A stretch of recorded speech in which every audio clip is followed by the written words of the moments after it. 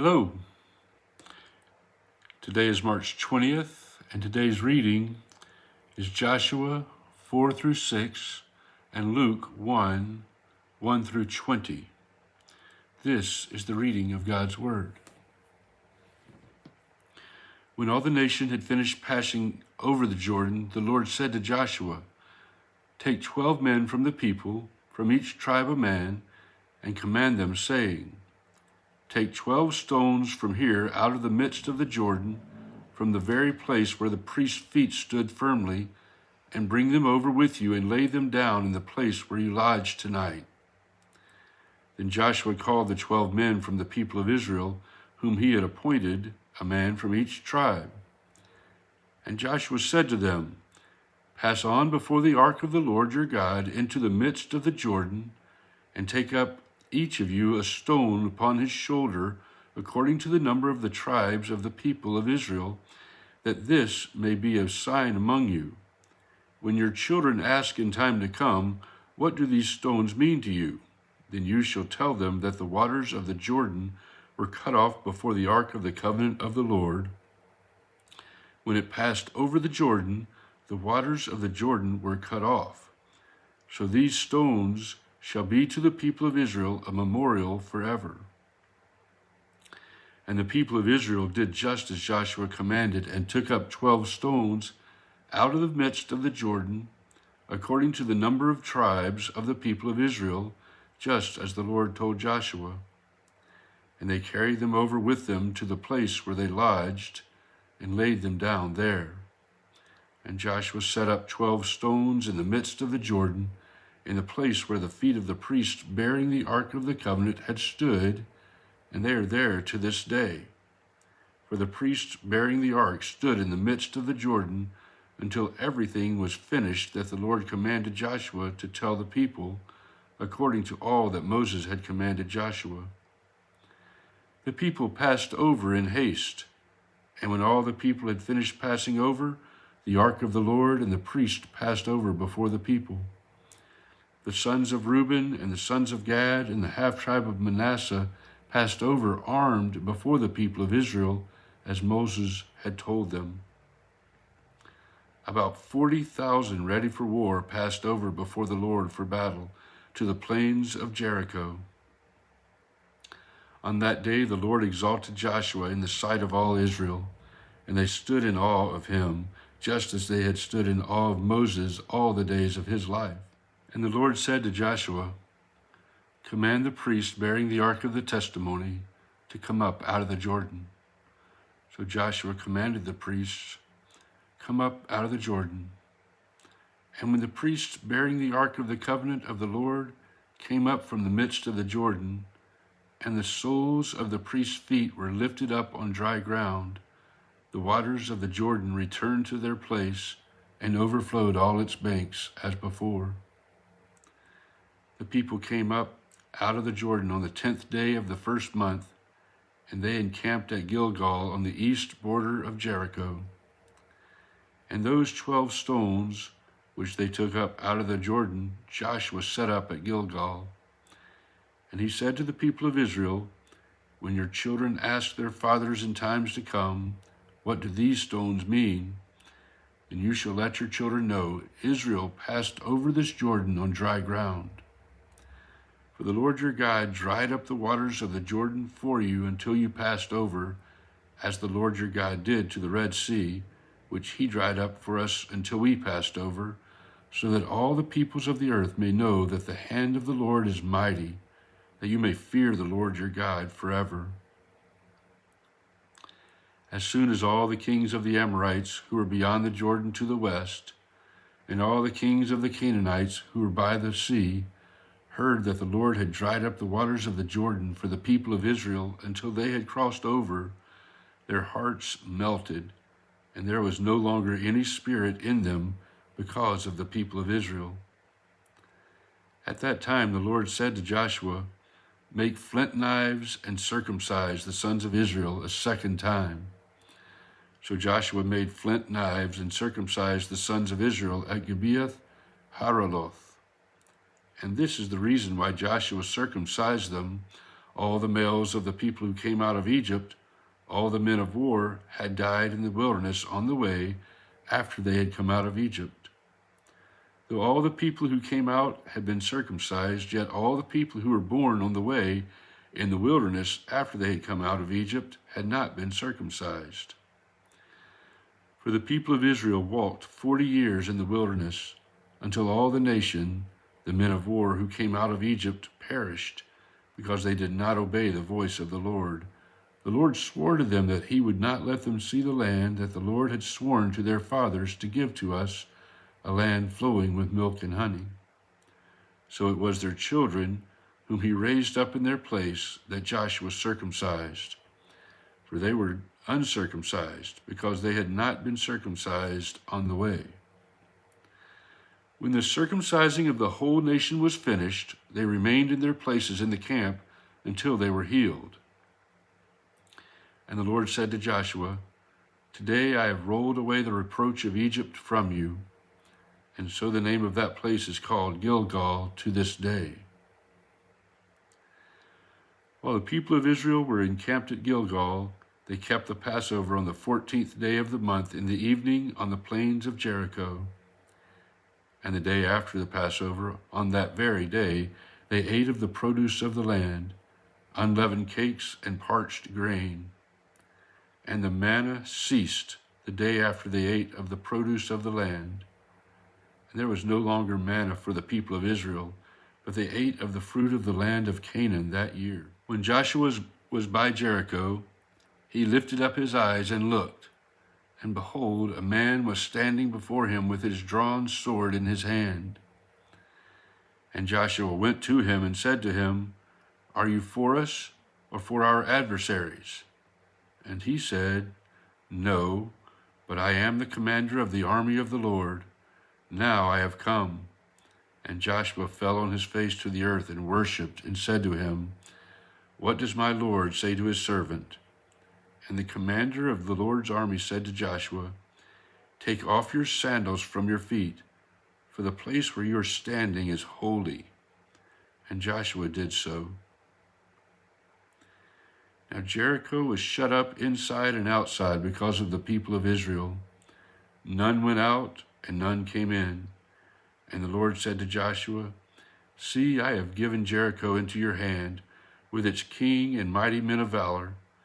You shall march around the city, all the men of war going around the city once. Thus you shall do for 6 days. 7 priests shall bear 7 trumpets of ram's horns before the ark. On the 7th day you shall march around the city 7 times, and the priests shall blow the trumpets.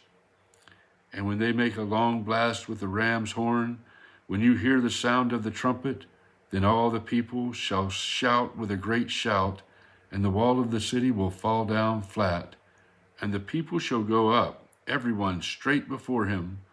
So Joshua the son of Nun called the priests and said to them, "Take up the ark of the covenant, and let 7 priests bear 7 trumpets of ram's horns before the ark of the Lord." And he said to the people, "Go forward, march around the city, and let the armed men pass on before the ark of the Lord."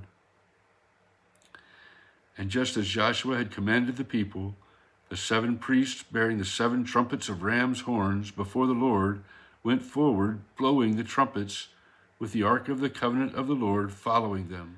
The armed men were walking before the priests who were blowing the trumpets, and the rear guard was walking after the ark while the trumpets blew continually. But Joshua commanded the people, "You shall not shout or make your voice heard, neither shall any word go out of your mouth until the day I tell you to shout. Then you shall shout." So he caused the ark of the Lord to circle the city, going about it once. And they came into the camp and spent the night in the camp. And Joshua rose early in the morning, and the priests took up the ark of the Lord. And the 7 priests bearing the 7 trumpets of ram's horns before the ark of the Lord walked on, and they blew the trumpets continually. And the armed men were walking before them, and the rear guard was walking after the ark of the Lord, while the trumpets blew continually. And the 2nd day they marched around the city once, and returned into the camp. So they did for 6 days. On the 7th day they rose early, at the dawn of day, and marched around the city in the same manner 7 times. It was only on that day that they marched around the city 7 times. And at the 7th time, when the priests had blown the trumpets, Joshua said to the people, "Shout, for the Lord has given you the city.